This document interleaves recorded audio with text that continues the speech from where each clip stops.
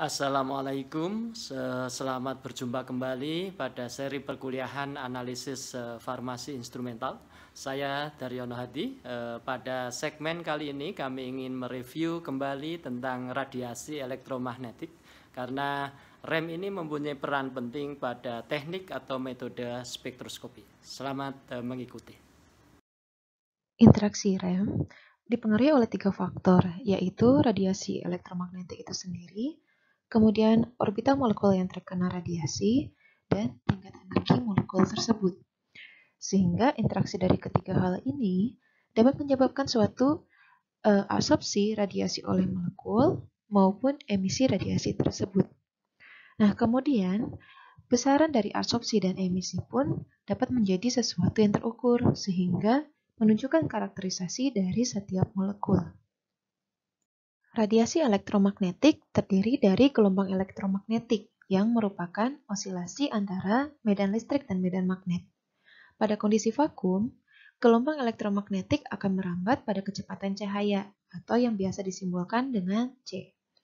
Pada kondisi media homogen dan isotropik, osilasi kedua medan yang saling tegak lurus ini terhadap arah perambatan energi dapat membentuk suatu gelombang transversal.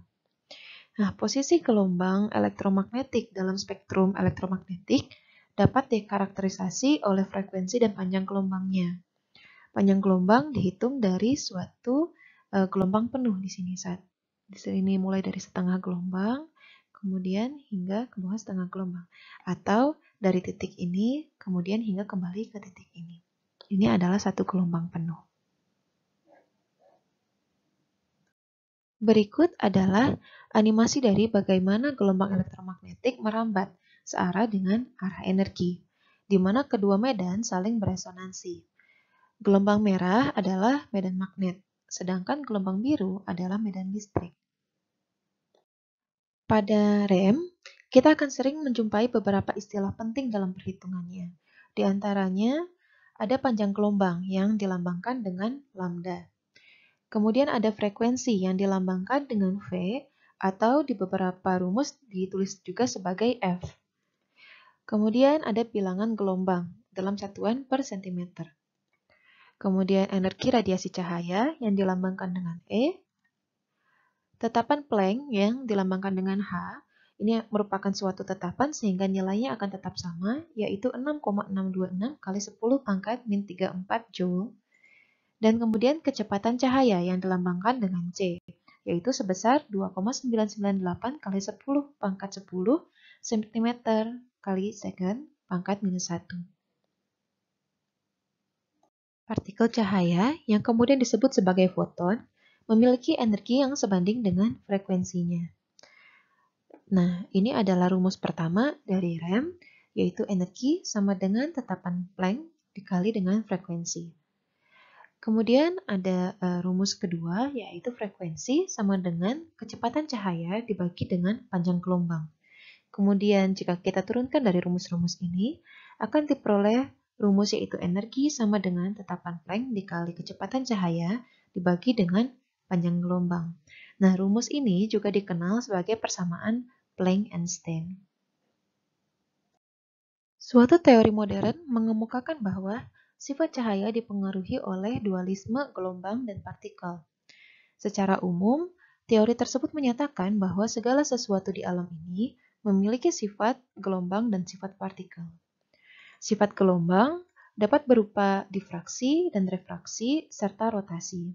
Sedangkan sifat partikel dalam hal ini adalah sifat foton, terdiri dari absorpsi dan emisi dari radiasi elektromagnetik. Sehingga hal inilah yang mendasari kerja dari spektroskopi. Gelombang elektromagnetik yang berbeda frekuensi disebut dengan nama yang berbeda karena memiliki sumber dan efek yang berbeda. Di sini ada gelombang radio, gelombang mikro, infrared, ultraviolet, sinar X, dan juga sinar gamma. Nah, panjang gelombang berbanding terbalik dengan frekuensi, sehingga semakin tinggi frekuensi, maka semakin pendek panjang gelombangnya, dan juga sebaliknya. Sebagai contoh, di sini ada gelombang radio.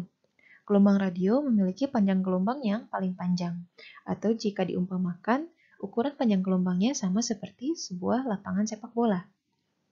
Nah, Dengan panjang gelombangnya, ternyata frekuensinya adalah yang paling rendah. Dan juga seperti sinar gamma yang memiliki panjang gelombang yang paling pendek, sedangkan frekuensi yang paling tinggi. Dari gelombang-gelombang tersebut, gelombang yang dapat dilihat oleh mata telanjang yaitu sinar visible pada area ini. Dan ini adalah akhir dari segmen 1 mengenai radiasi elektromagnetik. Materi lanjutan mengenai orbital molekul akan disampaikan pada segmen kedua. Terima kasih.